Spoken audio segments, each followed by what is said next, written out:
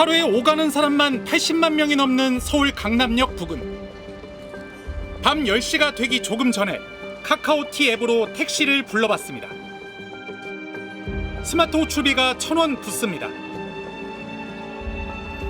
일반 호출은 추가 비용 없이 주변 택시를 불러만 준다면 스마트 호출은 피크타임의 배차 성공률이 높다고 합니다.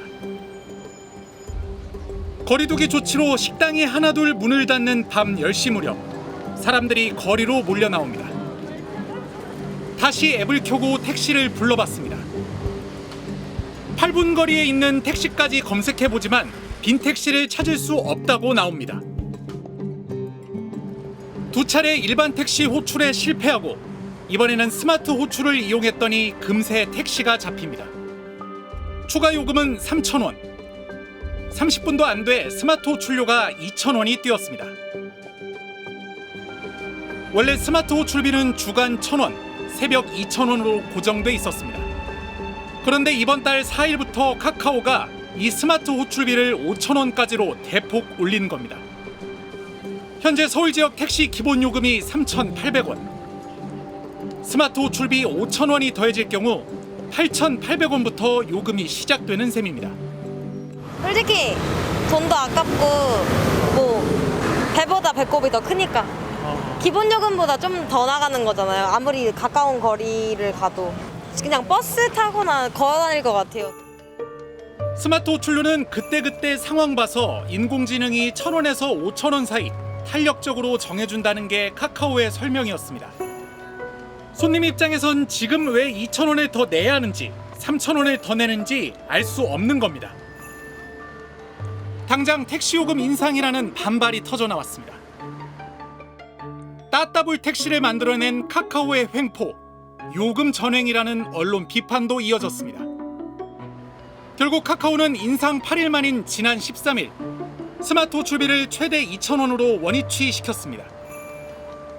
이번 논란에 대해 카카오는 택시 수요가 많을 때 기사들의 콜 응답률을 높이기 위해 탄력 이용료 제도를 선보였지만 서비스 이용료가 요금 부담으로 이어질 수 있다는 각계 우려의 목소리를 깊게 받아들여 재조정하기로 결정했다고 해명했습니다. 사실 카카오의 호출비가 논란이 된 건 이번이 처음이 아닙니다. 지난 2015년 출범할 때만 해도 카카오는 택시 호출비 완전 무료를 내세웠습니다. 승객과 기사 양쪽 모두에게 열렬한 환영을 받았고 시장에 빠르게 안착했습니다. 그러자 3년 만인 2018년 호출비 유료화 카드를 들고 나왔습니다. 배차 확률을 높여주는 우선 호출 서비스를 2,000원에, 빈 택시를 강제로 배차해주는 즉시 호출 서비스를 5,000원에 내놓겠다고 했습니다. 승차 거부에 진저리 친 경험을 주요 공략 포인트로 삼은 겁니다. 우선 호출은 수락 확률이 높은 택시기사에게 우선적으로 요청을 함으로써 이동의 확률을 높이는 그런 호출 방식이고, 즉시 배차는 비어있는 택시가 있을 때 즉각적으로 배차를 하는 승차 거부가 없는 형태의 호출 방식입니다. 하지만 지자체가 고시한 호출 수수료를 벗어나선 안 된다는 국토교통부의 입장에 밀려 절충안으로 나온 게 1,000원이 붙는 스마트 호출이었습니다. 그렇다면 이번에는 어떻게 호출료 인상을 추진할 수 있었던 걸까? 원래 택시 요금은 서민 물가와 밀접하게 관련돼 있어 쉽게 올릴 수 없습니다. 시민들이 민감하게 반응을 하고요. 택시 요금에 대해서. 그러다 보니까 여러 행정 절차를 거치도록 이렇게 해놓은 거죠. 최종 우리가 요금 인상이 결정되기까지는 2년에서 2년 반 정도가 걸립니다. 그런데 지난 2018년 등장한 타다 서비스가 택시 시장을 뒤흔들었습니다. 대형 승합차는 기사까지 소개할 수 있는 법률 틈새를 이용해 30% 비싼 사실상의 고급 택시 서비스를 시작한 겁니다. 출시 9개월 만에 100만 가입자를 돌파하자 택시업계는 거세게 반발했습니다. 결국 렌터카를 이용한 승합차 호출 영업의 문턱을 높인 이른바 타다 금지법이 만들어집니다. 호출 서비스를 하려면 기여금을 내거나 택시 회사를 사든 가맹 택시를 모으든 어쨌든 기존 택시를 활용하게 했습니다. 대신 호출료 등 요금 책정은 자율권을 준 겁니다. 택시에 또 다양한 부가 서비스를 결합을 해서 아이를 학교에 데려다 준다든지 어르신이 여기에 나왔을 때 어르신을 모시고 간다든지 이럴 경우에는 부가 서비스에 대한 요금을 받게 하게 되기 때문에 택시 서비스가 굉장히 좋아지게 됩니다. 타다는 결국 서비스를 접었습니다. 반면 카카오는 발빠르게 움직였습니다. 2019년 이후 카카오는 택시회사 11곳을 직접 인수했습니다. 가맹 계약을 맺어 확보한 법인 택시까지 합하면 카카오 휘하의 택시는 모두 2만 6천 대에 달합니다.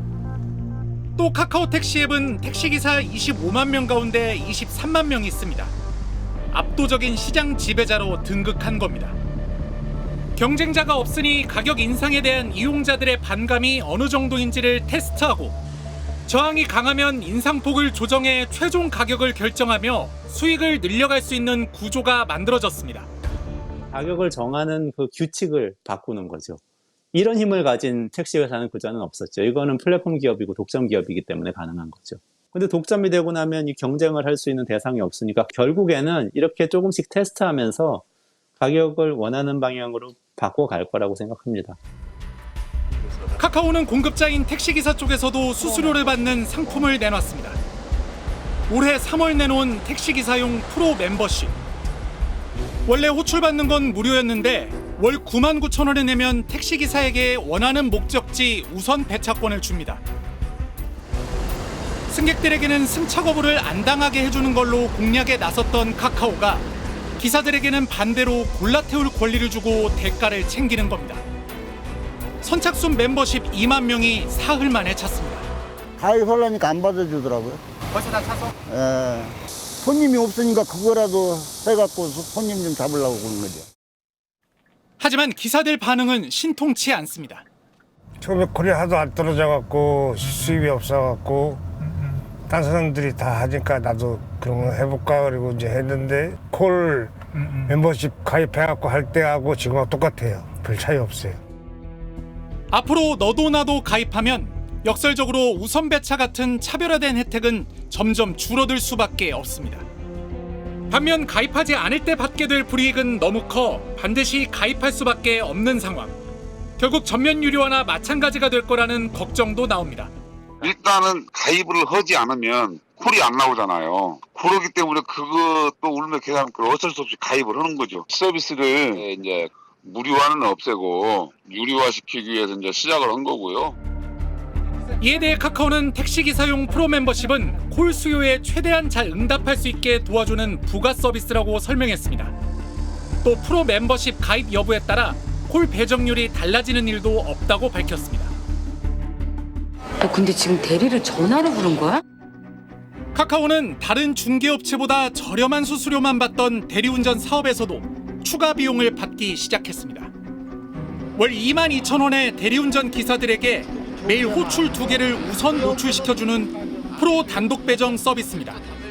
심리적으로 쫓기더라고요. 다른 기사분들은 다 가입을 하면은 나만 가입을 안 하면은 그 불이익을 받거나 나 혼자 콜을 못 받을 수도 있다라는 생각 때문에 불안감 때문에 사실은 가입을 해서 똑같이 콜을 보고 있는데 이 사람은 떴는데 이 사람은 안 떠. 그럼 이 사람이 먼저 뜬 사람이 당연히 잡겠죠. 이것도 시장 지배력 때문에 가능한 일입니다. 카카오는 지난해 대리운전 전화호출 2위 업체를 인수했습니다. 이어 최근에는 1위 업체와 합작사를 세우며 점유율을 높이고 있습니다. 카카오는 이 서비스 역시 모바일뿐 아니라 전화로 대리운전을 부르는 손님까지 받고 싶은 기사들이 원하면 가입하는 서비스일 뿐이라는 입장입니다. 2017년 출범한 인터넷 전문은행 카카오뱅크.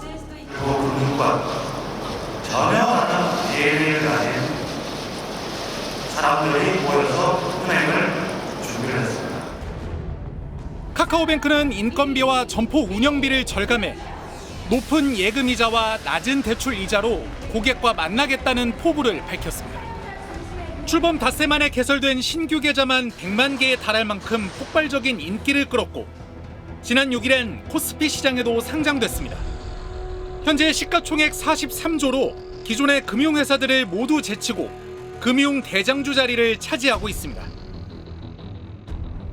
4년이 지난 지금 대출 이자는 어떨까? 올해 6월 기준 카카오뱅크의 1, 2등급 고신용자 마이너스 통장 대출 금리는 3.62%, KB국민은행, 우리은행, 하나은행, 신한은행, NH농협은행 등 5대 시중은행보다 금리가 높습니다. 이들 중 가장 금리가 낮은 NH농협은행과는 0.76%포인트나 차이가 나고 같은 인터넷 은행인 K뱅크보다도 0.46%포인트 높습니다. 4등급 이하 중저신용자의 대출금리 역시 카카오뱅크가 가장 높았습니다. 중저신용자 대출을 확대하는 과정에서 전반적으로 대출 금리를 올릴 수밖에 없었다는 게 카카오뱅크의 설명입니다. 카카오그룹의 기본 사업 방향은 O2O, 온라인과 오프라인의 연결입니다.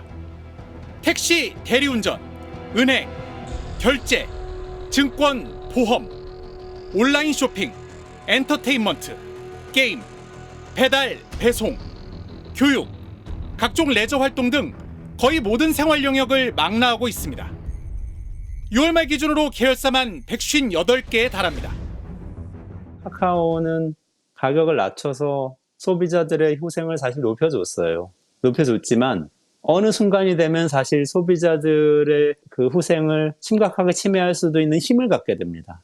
어떤 순간 이전까지는 다 공짜로 부를 수 있게 해주고 편하게 해주고 그 모바일 폰 안에서 쉽게 여러 가지를 할 수 있게 해주지만 그걸 통해서 많은 사람들이 사용하게 만든 다음에 그 다음에 내가 규칙을 정할 수 있는 힘을 갖게 되는데 그럼 어느 순간에는 이걸 가격을 올려서 이익을 취하게 되는 거죠.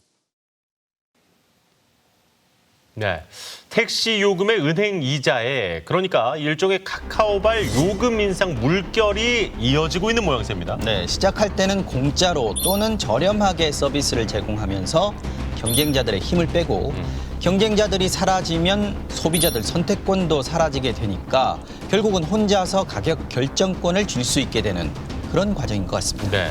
그런데 이렇게 시장을 장악하고 난 뒤에 더 비싸진 청구서를 내미는 거, 이거 플랫폼 기업이 접수한 시장에서는 매번 일어나고 있는 거 아닙니까? 네, 숙박 여행업도 예외는 아닌데요. 대표적인 숙박 앱으로 잘 알려진 야놀자 얘기입니다. 숙박업소 업주들은 야놀자의 횡포에 남는 돈이 없을 정도라고 말하고 있습니다.